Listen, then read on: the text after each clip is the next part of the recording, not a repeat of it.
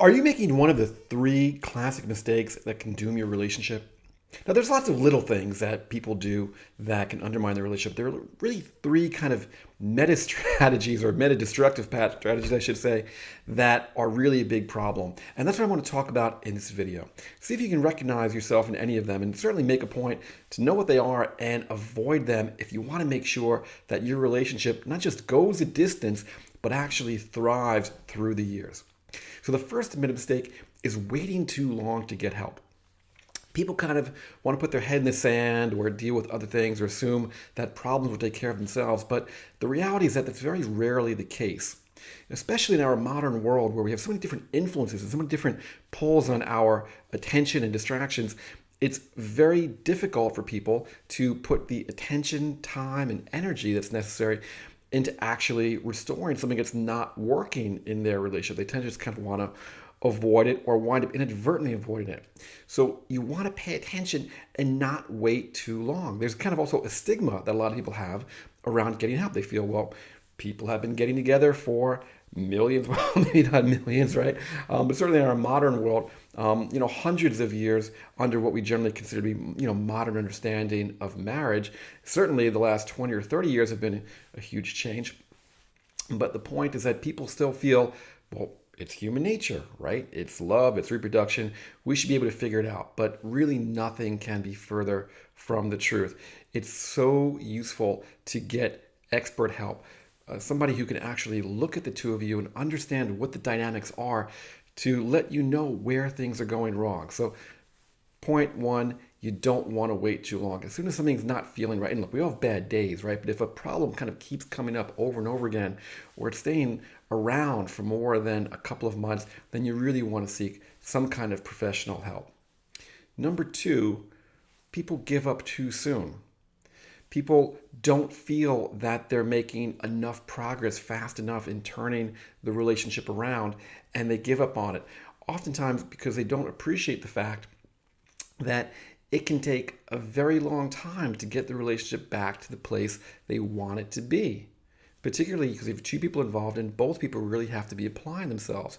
And if there's any kind of hurt that's been going on, well, the longer it's been going on, the longer it's going to take to heal those wounds, to rebuild that trust, to rebuild that ease, to rebuild the love.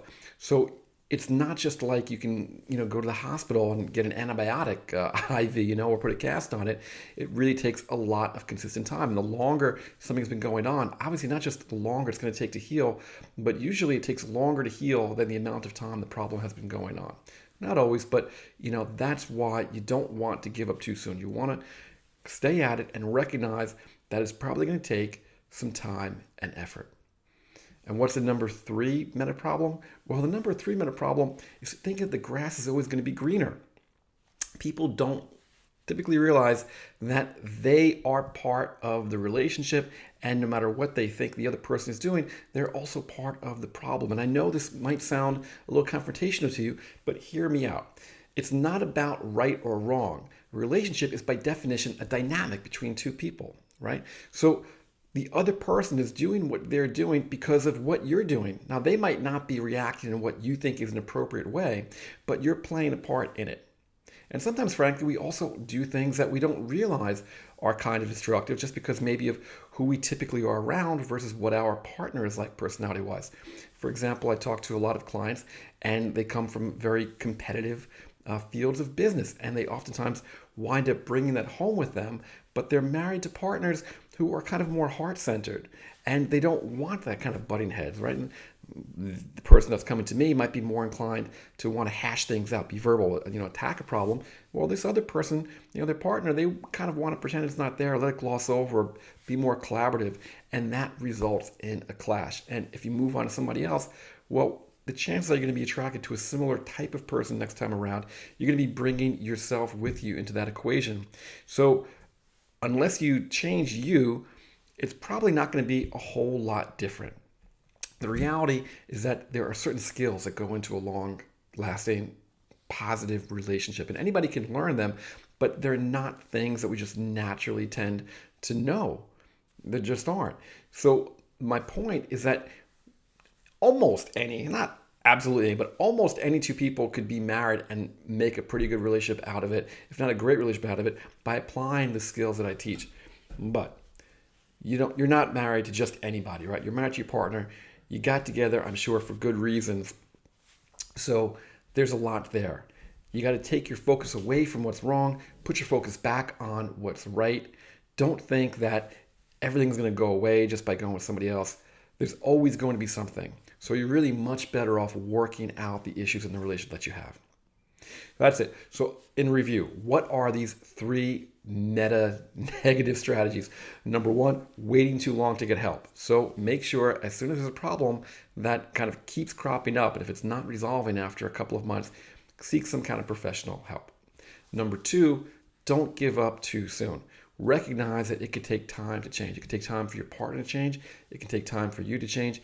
It can take time for the relationship to change. And certainly effort goes along with that change.